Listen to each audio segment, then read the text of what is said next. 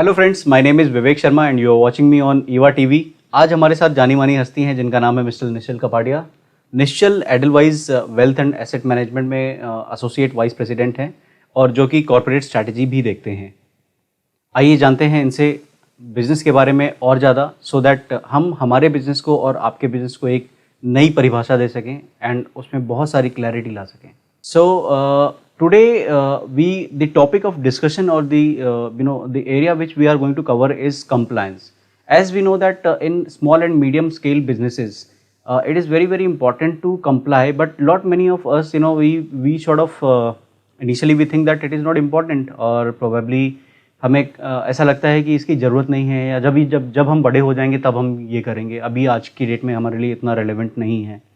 या okay Nishchal, correct me one thing, if as per my understanding अगर हम business को देखते हैं एंटिटी वाइज अगर देखते हैं तो कहीं ना कहीं सारे के सारे कॉर्पोरेट हाउसेस जो कि आज एक बहुत बड़ा बिजनेस ऑर्गेनाइजेशन है, वो कभी एसएमईज हुआ करते थे और उसके पहले कहीं ना कहीं वो एक स्टार्टअप हुआ करते थे, चाहे वो प्रोप्राइटरी कंपनी हो, चाहे कोई प्राइवेट लिमिटेड कंपनी हो या कोई एलएलपी हो। Am I right saying that? Cool.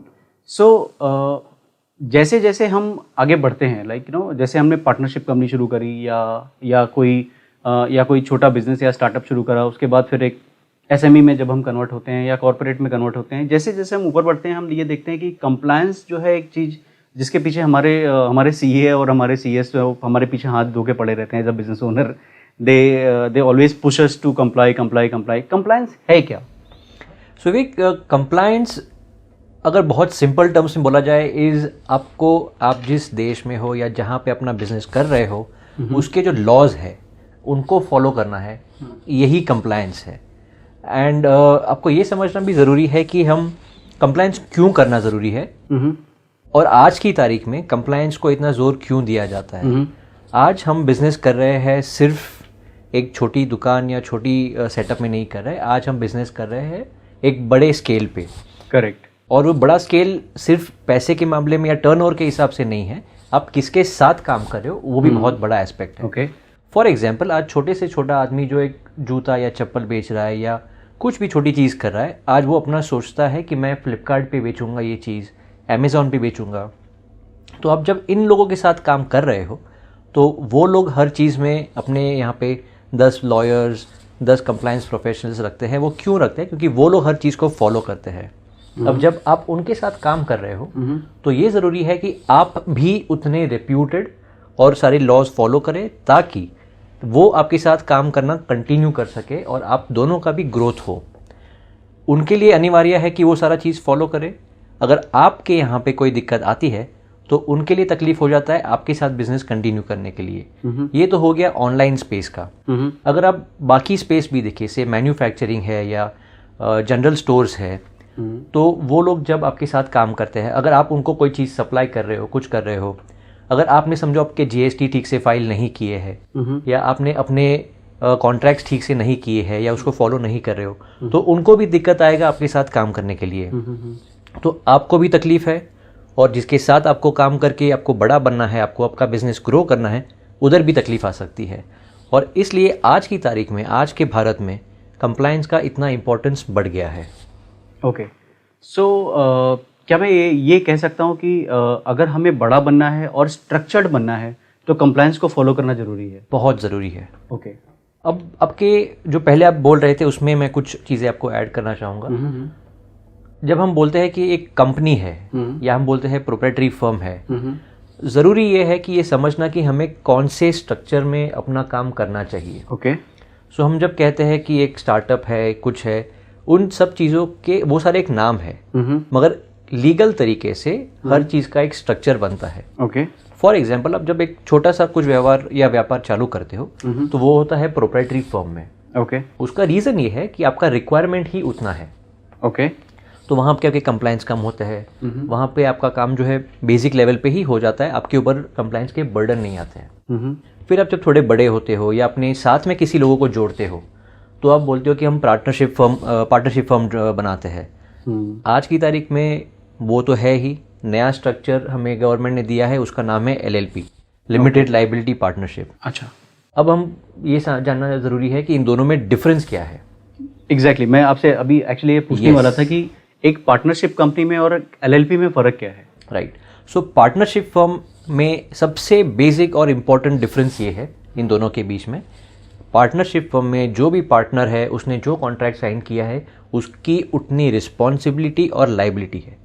मतलब ये कि अगर आप 50% कंट्रीब्यूट कर रहे हो, आपका पैसा, आपका टाइम एक्सेट्रा उस वेंचर के लिए, उस बिजनेस के लिए, तो आपके ऊपर रिस्क भी उतना है। अगर कुछ गलत होता है तो आपका रिस्क भी उतना है। वैसे ही अगर एलएलपी में आप अगर जाते हो, अपने पार्टनरशिप फर्म को आप एलएलपी में कन्वर्ट करते हो, तो उसमें आपका वैयक्तिक कोई उसमें इन्वॉल्वमेंट नहीं होता है। आप एलएलपी मतलब एक नई एंटिटी या नया लीगल इंसान बनाते हो। ओके। तो वहां पे आपने अगर 100 रुपया कॉन्ट्रीब्यूट किया है और कुछ गलत होता है तो आपका नुकसान भी 100 रुपया तक ही है। अच्छा। पार्टनरशिप फर्म में आपका वैयक्तिक, अगर आपके पास 1 लाख रुपए है और आपके पार्टनरशिप फर्म में अगर कुछ नुकसान होता है तो आपका वैयक्तिक पैसा भी उतना उसमें से कोई भी क्लेम कर सकता है। That's a very valid piece of information, ये शायद मुझे पहले पता नहीं था। राइट। एंड सो उसका मतलब ये है कि जितना आपका शेयर है उतना ही आप लायबल हो। वैसे कि पार्टनरशिप फर्म में आपका शेयर कितना भी हो, आप पूरी तरह से लायबल होते हो। अच्छा निश्चल, नाउ यहाँ पे हम बात कर रहे हैं एलएलपी की और डिफरेंट स्ट्रक्चर ऑफ बिजनेस की।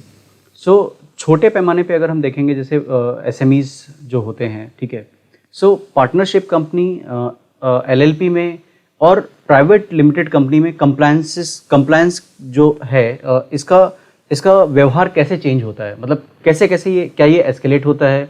क्या ये सेम रहता है या कैसे इसका फंक्शन क्या होता है? राइट। सो हम पहले मैं ये बताऊंगा कि क्या क्या होता है। पहले होता है सोल प्रोप्राइटरशिप फर्म, जहाँ पे कंप्लायंसेस बहुत ही कम होते हैं। ओके। जैसे एक आदमी के नाम पे कंपनी एक आदमी है और खुद के नाम पे कंपनी खोल रहा है। ओके। ज़्यादातर छोटे बिजनेसेस उसी मॉडल में चलते हैं। अच्छा। उसके बाद आता है पार्टनरशिप फर्म और उसका बेटर वर्जन है एलएलपी। उसके बाद में आता है प्राइवेट लिमिटेड कंपनी। एक और वर्जन है 1 पर्सन कंपनी जो पिछले 2 साल में 3 साल में इंट्रोड्यूस किया गया है। Okay. उसमें इंडिविजुअल पर्सन जो सोल प्रोप्राइटरशिप फर्म है उसमें भी आप शेयर की तरह काम कर सकते हो, तो ताकि आपकी और पर्सनल नहीं आए, बट वो इतना अभी तक इंडिया में एक्टिव हुआ नहीं है। You mean to say that अब एक आदमी भी प्राइवेट लिमिटेड कंपनी बना सकता है? राइट। एक आदमी, जैसे आप सोल प्रोप्राइटरशिप बनाते हो, सिमिलरली आप एक बंदा अब कंपनी बना सकता है। ओके। तो ये एक नया स्ट्रक्चर है, इंडिया में इतना प्रेवलेंट अभी तक हुआ नहीं है, मगर ऑफशोर में काफ़ी लोग ये करते हैं। कोई इसका खास बेनिफिट अगर आप दर्शकों को बताना चाहें? Right.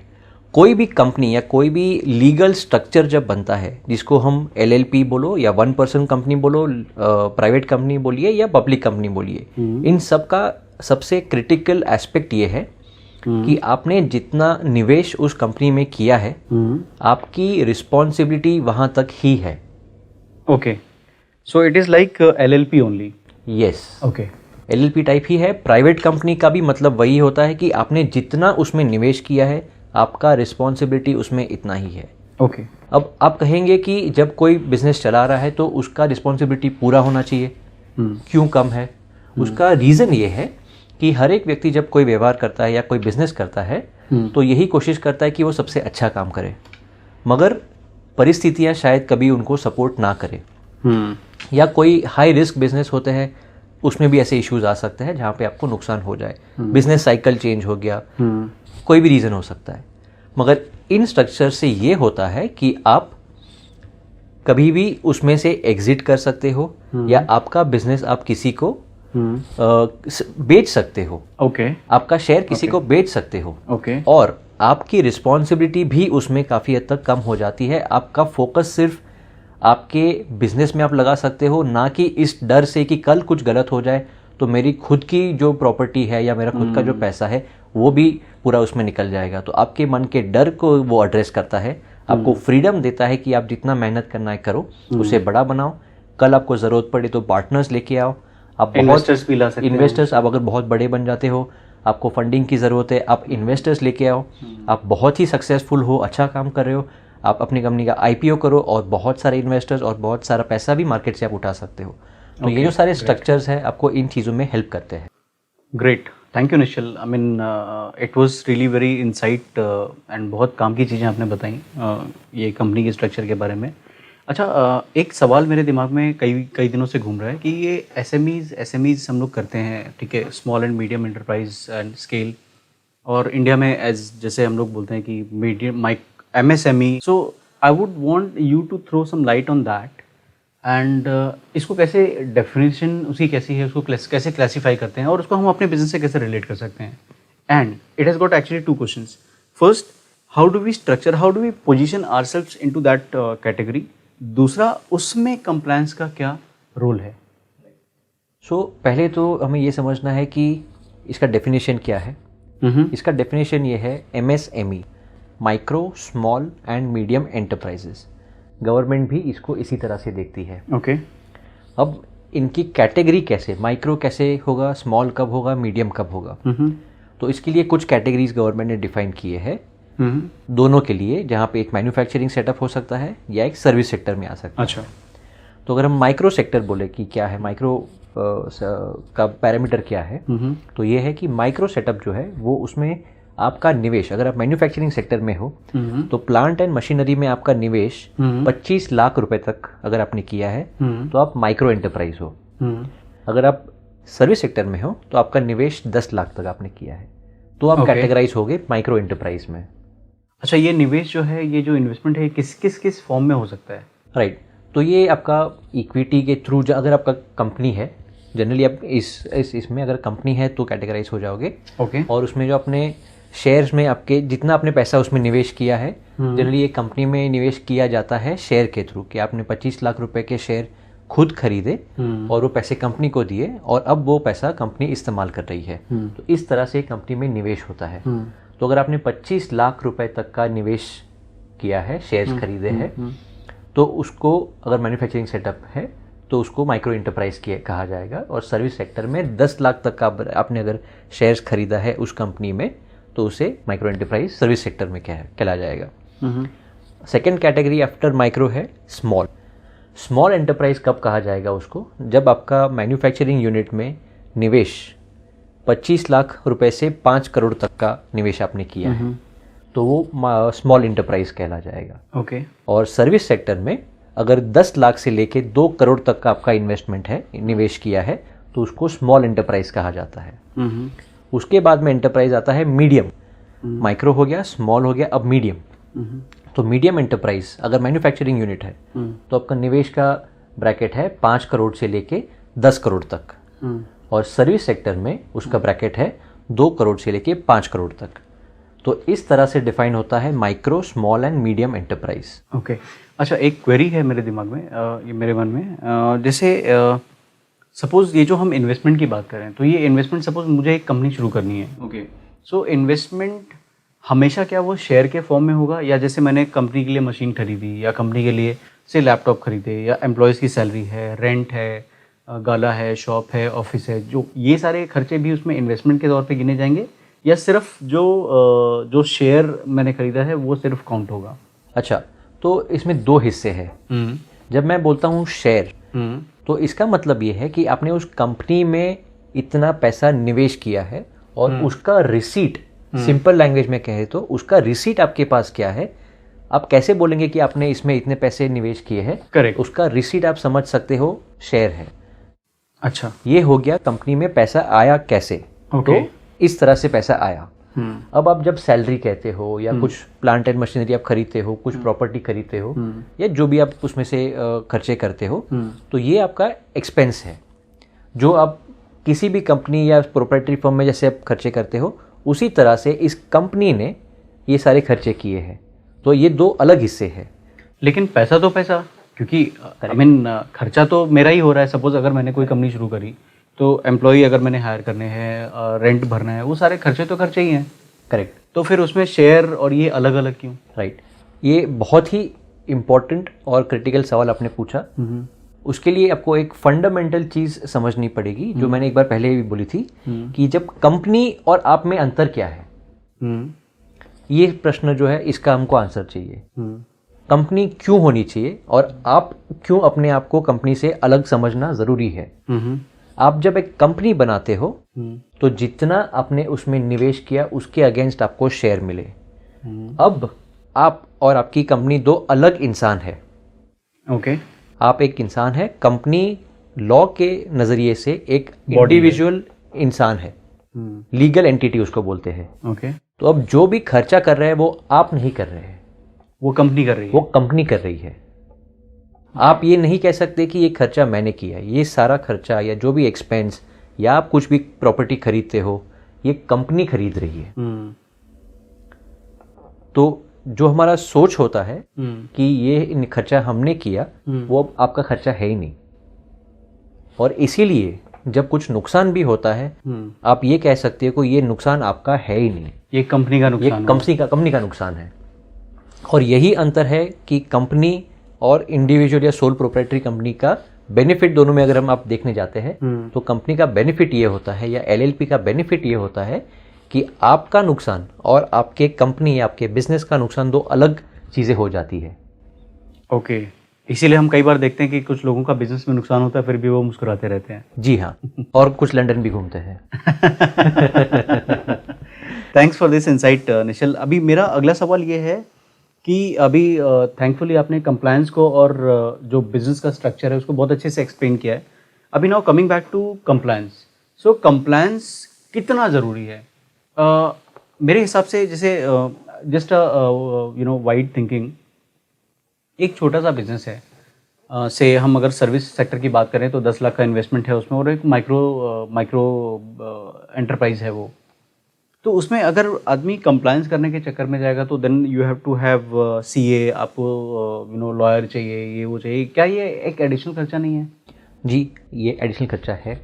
It is as good as saying कि मैं एक इंसान हूँ, मुझे जीने के लिए खाना भी खाना पड़ता है, घर भी बनाना पड़ता है, कपड़े भी लेने पड़ते हैं। अभी एक कपड़े, घर, ये सब खर्चे हैं। जी हाँ, खर्चे हैं, लेकिन करने पड़ते हैं। बस ये उसी तरह है। लेकिन बहुत सारे मेरा ऐसा एक्सपीरियंस है ना कि बहुत सारे जो छोटे बिजनेसेस होते हैं वो ये सोचते हैं कि कंप्लायंस वगैरह ये बात की चीज़ें हैं, जब बिजनेस बड़ा होगा तब देखेंगे, आज ज़रूरत नहीं है उन सब चीज़ों की, क्यों पचड़े में पड़ना। ऐसा कई सारे लोगों का माइंडसेट है। सही है, आपका सोच सही है। एंड मैं भी यही एडवाइस करूंगा, अगर आप बिजनेस कर रहे हो तो आपका फोकस आप रखिए आपके बिजनेस के ऊपर, उसके ग्रोथ के ऊपर। बिकॉज अगर पैसा आएगा तो ही आप खर्च होगा, बाकी सब कर पाऊंगा, बाकी सब कर पाएंगे और ये सारे कंप्लायंसेस आपको करने पड़ेंगे। मगर ज़रूरी ये है कि इन चीज़ों को आप इग्नोर ना करें। आज की तारीख में आपके सीए है, आपके सीएस है, तो ये सारे लोग आपको बहुत ही रीजनेबल फीस में इन सब चीज़ों में हेल्प कर सकते हैं। राइट गाइडेंस अगर आप लेते हो, उनकी ज़्यादा मदद लेते हो, कंसल्टिंग उनसे लेते हो आप, तो वो आपको सिर्फ इन चीज़ों को कंप्लाई करने के लिए नहीं, लेकिन आपका बिजनेस ग्रो करने के लिए। जैसे हम कहते हैं, एक होता है टैक्स की चोरी, दूसरा होता है टैक्स की प्लानिंग। अगर इनसे आप सही एडवाइस लेते हो तो आपको वो बता सकते हैं कि आपको टैक्स ठीक से प्लान करके आपका बिजनेस कैसे आप बढ़ा सकते हो। ओके। बहुत सारे ऐसे बिजनेसेस हैं जो ठीक प्लानिंग की वजह से बहुत सारा प्रॉफिट भी कमाते हैं। सिमिलरली आप अगर अच्छे कॉन्ट्रैक्ट साइन करते हो, कॉन्ट्रैक्ट जब साइन करते हो उसको ठीक से पढ़ के अगर आप सोच समझ के कॉन्ट्रैक्ट साइन करते हो, अग्रीमेंट साइन करते हो, जहाँ पे आपको शायद लॉयर्स की ज़रूरत पड़े, तो बहुत सारे ऐसे प्रॉब्लम्स आपको बाद में आ सकते हैं, उन चीज़ों से आप बच सकते हो। तो अपने ऊपर है कि बैलेंस स्ट्राइक करें, लेकिन राइट एडवाइस लेने से इन लोगों को इन चीज़ों का आप इन्वेस्टमेंट समझ सकते हो, ताकि कल उठ के आपको उसका कोई भी प्रॉब्लम नहीं आए। आप सेफगार्डेड रहो, और काफ़ी बार तो ये चीज़ें आपके बिजनेस के प्रॉफिटेबिलिटी को भी बहुत बड़ा पॉजिटिव इम्पैक्ट कर सकते हैं। ओके। तभी मैंने कई लोगों को देखा है कि लोग शायद शुरू में इन सब चीज़ों का ध्यान नहीं रखते हैं और बाद में बोलते हैं कि अरे यार बिजनेस में तो ये पंगा हो गया, ये लीगल कॉम्प्लिकेशन हो गए। शायद ये सारी चीज़ें बचाई जा सकती थी अगर हम पहले कंसल्टेशन लेते। लेकिन आई would still say I would like to seek your opinion कि जो कंप्लायंस की जब हम बात कर रहे हैं, सपोज अगर एक कोई माइक्रो एंटरप्राइज है या स्मॉल एंटरप्राइज है जिसकी इनकम बहुत ज़्यादा नहीं है, ठीक है, तो उसमें एक साल भर के कंप्लायंस का खर्चा कितना आता होगा? एक rough figure, because I would like to communicate to the people who are watching this show कि कितना खर्चा करना पड़ता है, वो कौन सा ऐसा खर्चा है जिससे हम डरते हैं और उसके इम्प्लीकेशन उसके एवज में क्या हो सकते हैं? राइट। सो पहले तो ये इम्पोर्टेंट है कि आपका सेटअप किस टाइप का है। अगर आपका सोल प्रोप्राइटरशिप फर्म है तो आपका खर्चा 4-5 हज़ार से ज़्यादा भी ना। साल का? वाओ। बिकॉज उसमें तो आपको ज़्यादा कुछ करना नहीं है, इफेक्टिवली वो आपका ही वेल्थ है, आपका ही खुद का ही बैलेंस शीट है। बिकॉज सोल प्रोप्राइटरशिप में आप और आपका काम सब कुछ एक ही है। ओके। फिर अगर आप LLP में हो, आप अगर कंपनी आपका है, तो ये सारी चीज़ों का खर्चा, अगर आप अच्छे एडवाइजर्स हो तो, और टाइप्स आपने अच्छे किए हुए हैं, अच्छे CS या CA को ऑनबोर्ड किया है, तो आपका खर्चा साल का 25 से 30 हज़ार में भी हो सकता है। ये कौन से सेटअप के लिए बताया आपने? कोई भी सेटअप के लिए, बीट मैन्युफैक्चरिंग, सर्विस। नहीं, आई मीन कौन से सेगमेंट में? कंपनी या फिर LLP अगर आप बनाते हो तो 25 से 30 हज़ार के अंदर भी हो सकता है। ओके। लेकिन डिपेंड करता है आपका काम क्या है। फॉर एग्जाम्पल, एक होता है बेसिक अकाउंटिंग, जिसमें मैं बोल रहा हूँ 25-30 हज़ार के 50 हज़ार तक आप समझ लो आपका काम हो जाएगा, which is not more than 5 से 7 हज़ार पर महीना आपका खर्चा ऑन द हायर साइड आप पकड़ लीजिए। मगर अगर आपका सेक्टर ही ऐसा है जहाँ पे रूल्स रेगुलेशंस ज़्यादा है, फॉर एग्जाम्पल अगर आप मैन्युफैक्चरिंग सेक्टर में हो और फार्मास्यूटिकल इंडस्ट्री में हो, तो वहाँ पे स्पेशलाइज्ड स्किल लगती है। या फिर आप फाइनेंशियल इंडस्ट्री में हो तो वहाँ पे रेगुलेशंस काफ़ी ज़्यादा है। करेक्ट। तो वो उधर एक स्पेशलाइज्ड स्किल लगती है। अभी अगर आप कंस्ट्रक्शन में भी हो तो अभी रेरा जो आ गया है, तो उसकी वजह से रेगुलेशंस बढ़ गए हैं। तो जिस सेक्टर में आप हो, अगर उस सेक्टर में रेगुलेशंस ज़्यादा है, उस सेक्टर में रूल्स और रेगुलेशंस ज़्यादा इम्पैक्ट करते हैं, तो फिर आपका खर्चा अकॉर्डिंगली बढ़ेगा। तो आप देखेंगे काफ़ी लोग अपने कंपनी में ही लॉयर्स हायर करते हैं, कंपनी में ही CS हायर करते हैं। उसका रीज़न ये है कि अगर मेरे बिजनेस का एक बहुत ही इम्पोर्टेंट हिस्सा कंप्लायंस करना है, तो वो मैं अपने सेटअप में ही रखूं। ओके। ऑब्वियसली एक्स्ट्रा दैट वो कॉस्ट इफेक्टिव हो जाए, और वो अगर आपके साथ में बैठा है तो एक चीज़ नहीं, आपके साथ 10 चीज़ कर देगा आपको। तो वो आपका बिजनेस कॉल है कि आपको कैसे करना है। ओके। अच्छा, जैसे अभी आपने बताया कि 50-60 हज़ार रुपये जो खर्चा बताया आपने एक साल का, ये किस टाइप की? बिकॉज कैसा है कि अगर मैं अपने आप को एक माइक्रो एंटरप्रेन्योर के तौर पे रखता हूँ या एक स्मॉल एंटरप्रेन्योर के तौर पे रखता हूँ, तो मेरे लिए 50 हज़ार एक तो बहुत बड़ी बात हो गई। एंड मतलब प्रोबेबली आई डोंट नो, मेरे को उतना फर्स्ट ईयर में मेरा उतना प्रॉफिट भी होएगा कि नहीं होएगा, that also I don't know. So क्या ये मैंडेटरी है कि इतना खर्चा होगा ही, या इसमें और भी कई सारी गुंजाइशें होती हैं, या can we bring down the cost and make it more kind of effective? So honestly आप कहाँ पे काम कर रहे हो, किस सिटी में काम कर रहे हो, वो सारे फैक्टर्स भी बहुत इसमें रोल प्ले करते हैं। क्योंकि अगर मैं आपको एग्जांपल देना चाहूँ, और ये जब हम पढ़ाई कर रहे थे तभी हो रहा था, 1-2 लोगों से जब मैं मिला था। सो मेरा एक फ्रेंड था जो राजस्थान से आया था, वो CS था और जब कंपनी सेक्रेटरी था। जब मेरा उससे बात हुआ तो उसने मुझे बताया उसकी मंथली सैलरी 16,000 रुपये है और वो बहुत खुश है। अब मुंबई में आप किसी को बोलो कि 16,000 की सैलरी है और वो खुश है CS जैसा क्वालिफिकेशन के बाद, तो शायद वो बिल्कुल भी खुश ना हो। मिनिमम एक्सपेक्टेशन होता है मंथली सैलरी 50,000 के आसपास से शुरुआत हो। तो ये डिफरेंस है आप कहाँ पे हो। तो ये सारे एक्सपेंसेस सिमिलरली अगर आप किसी प्रैक्टिसिंग CA या CS को भी आप हायर कर रहे हो, तो वो सारे लोकेशन और इन चीज़ों का बहुत ही फर्क पड़ता है। ये मैंने आपको बॉलपार्क नंबर दिया कि इतना आपका खर्चा आ सकता है maximum side, on the higher side. Correct. But ये अभी आप कौन से स्किल के लिए आदमी को ले रहे हो, उनसे क्या एडवाइस ले रहे हो, वो बहुत ही वेरिएबल होता है। अच्छा, मान लीजिए कि अगर जो लोग इसको नज़रअंदाज करते हैं, जो लोग कंप्लाई नहीं करते हैं कंप्लायंस को, उनके लिए थ्रेट्स क्या हो सकते हैं बिजनेस में? थ्रेट्स की बात करने से पहले हमको समझ लेना चाहिए कि किस टाइप के कंप्लायंस हो सकते हैं। ओके। पहला होता है टैक्स कंप्लायंस। अभी GST है, पहले बाकी सारे टैक्सेस थे। सेकंड होता है आपका इंडस्ट्री फोकस्ड कंप्लायंस, की अगर आप जैसे मैंने बोला फार्मा इंडस्ट्री में हो सब, तो उस इंडस्ट्री के जो कंप्लायंसेस या रूल्स रेगुलेशंस हैं वो होता है। तीसरा होता है अगर आपका जो स्ट्रक्चर है, अगर आपकी कंपनी है, आपका LLP है, प्रोप्राइटरशिप कंपनी है, तो उसको बेसिक जो कंप्लायंस आपको टैक्स फाइलिंग या फिर एनुअल रिटर्न ये सब जो फाइलिंग होता है उसका कंप्लायंस होता है। एंड चौथा है लीगल, जो कंप्लायंस से अलग है लेकिन उसी ब्रैकेट में आप मोटा मोटी उसमें रख सकते हो। ओके। तो ये 4 कैटेगरी है। चारों के नॉन कंप्लायंस के इम्प्लीकेशंस अलग हो सकते हैं। लाइक GST के नॉन फाइलिंग या कुछ उसमें आपका प्रॉब्लम होता है तो उसके इम्प्लीकेशंस अलग है। अभी अगर कंपनी लेवल पे अगर आपने समझो आपके शेयर्स खरीदे हैं या किसी को बेचे हैं और उसके गवर्नमेंट को फाइलिंग किए जाते हैं, वो फाइलिंग्स आपने नहीं किए तो उसके इम्प्लीकेशंस अलग है। सिमिलरली आपके एनुअल रिटर्न नहीं फाइल किए या आपके इंडस्ट्री के फाइलिंग्स नहीं किए, उसके अलग है। लास्ट जो लीगल मैंने बोला, लीगल ज़्यादातर उसमें आपको कोई इश्यूज पेनल्टी की तरफ से नहीं आएंगे, लेकिन लीगल के अच्छे ना होने की वजह से या आपके लीगल डॉक्यूमेंट्स अच्छे ना होने की वजह से आपको बिजनेस इम्पैक्ट्स आ सकते हैं।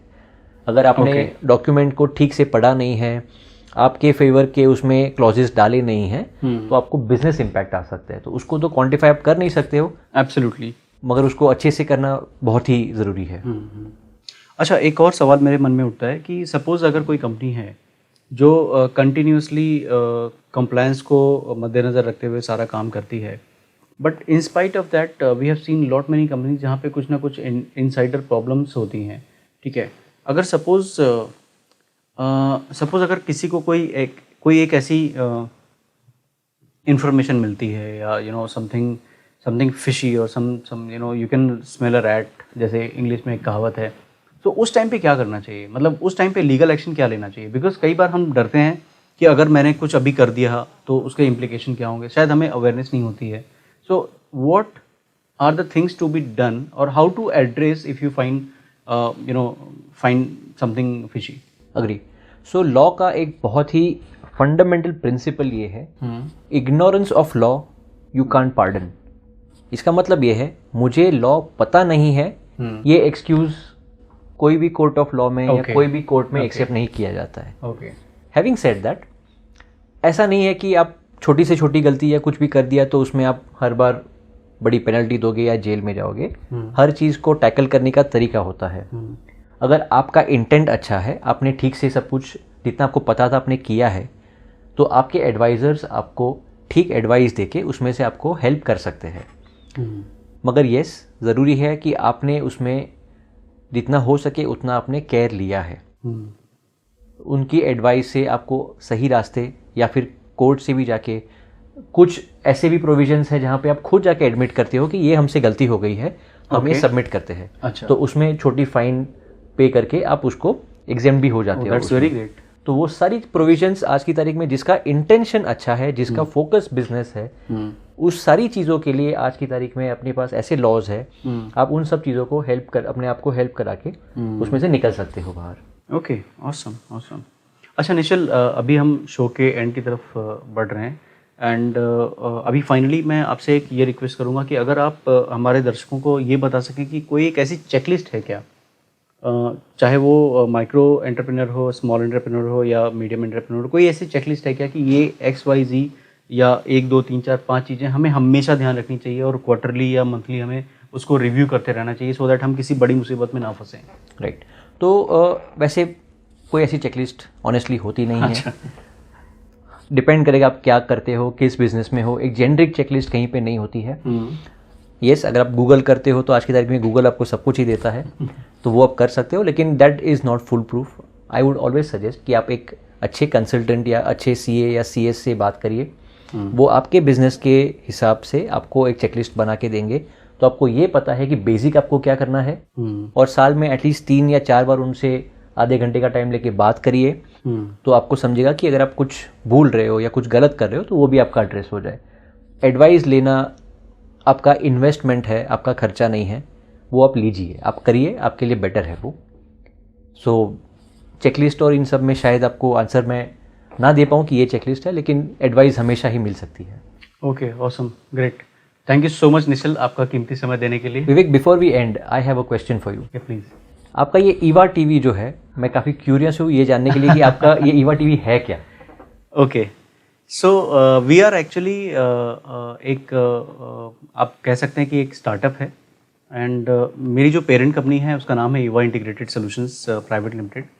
सो we are into end to end marketing solution providing to primarily health care and pharma companies, but we also have various other businesses. And मैं आपको एक नटशेल में एक कहानी शेयर करना चाहूँगा जो कि मेरी जर्नी है basically. I come from a very small town and मैं बॉम्बे आया 10 साल पहले, और आने के बाद फिर बहुत सारे करियर में उतार चढ़ाव देखे, उसके बाद फिर मैं बिज़नेस में आया। लेकिन प्रॉब्लम ये था निश्चल कि मुझे ना उस टाइम पे when I was in Bombay new, and आपको पता है 5-7 साल पहले यूट्यूब, फेसबुक एंड ऑल ये सारी चीज़ें इतनी पॉपुलर नहीं हुआ करती थी। राइट। जब भी मैंने एंटरप्रेन्योरशिप में कदम रखा तो मुझे कुछ पता ही नहीं था, ठीक है। And fortunately I was fortunate to get a good CA and who is our auditor also. But कदम कदम पे मुझे ऐसे ऐसे छोटे छोटे चैलेंजेस के उनका सामना करना पड़ा, जो कि बहुत आज मैं अगर जब पीछे मुड़ के देखता हूँ तो लगता है कि बहुत वाहियात टाइप की चीज़ें थी। मैं चाहता हूँ कि जो प्रॉब्लम्स मैंने सफ़र करी है एज एन एंटरप्रेन्योर, वो बाकी के लोग सफ़र ना करें। अगर मैं जर्नी की बात करूँगा तो आप you would agree with me that corporate में भी जहाँ पे लोग वेल एम्प्लॉयड हैं, जहाँ पे लोग अच्छे खासे पैकेजेस पे काम कर रहे हैं, वो भी कहीं ना कहीं सेटिस्फाइड नहीं है। बहुत सारे लोग उनमें से ऐसे हैं जिनको लगता है कि उनको कुछ करना चाहिए, उनको खुद का अपना बिजनेस करना चाहिए। But I don't no, I mean शायद कुछ है जो उनको आगे बढ़ने से रोक रहा है। प्रोबेबली मेरे हिसाब से वो चीज़ है क्लैरिटी। उनको अगर क्लैरिटी हो सारी चीज़ों की कि कैसे मुझे बिजनेस स्टार्ट करना है, कैसे इंसेप्शन करना है, उसको कैसे बढ़ाना है, तो शायद वो एक कदम ले पाएँ। दूसरा एक ग्रुप है जो हमने अभी MSME की बात करी है, ये वो ग्रुप है जिनके पास जिन्होंने हिम्मत करके अपना बिजनेस तो खड़ा कर लिया है, बट उनको अभी स्केल अप करना है। अभी उनको ये नहीं समझ में आ रहा है कि मैं ये कैसे करूं। एंड तीसरा जो वर्ग है, जो तीसरा ग्रुप है, दैट इज कॉर्पोरेट। कॉर्पोरेट में भी वी सी सारी चीज़ें होती हैं, कंप्लायंस होता है, फिर भी हमारे सामने सत्यम, लेमन ब्रदर्स एंड बहुत सारी चीज़ें सामने आती हैं। Like I would not like to name these things, but we in our daily life we have read enough stories in newspaper and publications. So मेरा जो ऑब्जेक्टिव है ईवा टीवी का, वो ये है कि एक गाइडिंग सोर्स हो उन सारे लोगों के लिए जो फिजिकली लोगों को कनेक्ट नहीं कर सकते हैं। And we are grateful to have digital medium such as YouTube and Facebook. We would want to reach out to the many people, and we would like to encourage them in terms of getting the clarity to their mindset that boss, अगर आप सोच सकते हो तो आप कर सकते हो. अगर आपको कोई मार्गदर्शन चाहिए, and let me share here, जो हमारा ऑब्जेक्टिव है ईवा टीवी का, वो ये है कि यहाँ पे हम आपके जैसे लोगों को लेकर आएंगे और उनसे हम डिस्कशन करेंगे बिजनेस के बारे में, बिजनेस के एस्पेक्ट्स में. जैसे आपने बहुत खूबसूरती से कंप्लायंस को इतना सरल तरीके से बताया, जो आई एम श्योर बहुत लोगों को समझ में भी आया रहेगा. सो वैसे ही मार्केटिंग, बिजनेस स्ट्रैटेजी और ऐसी ऐसी चीज़ों को हम लेके आएंगे जो लोगों को हेल्प करेगा उनको बिजनेस को बिल्ड करने में. और I mean not only it can be for a startup, it can be for small and medium enterprise also. Right. So that is our major focus.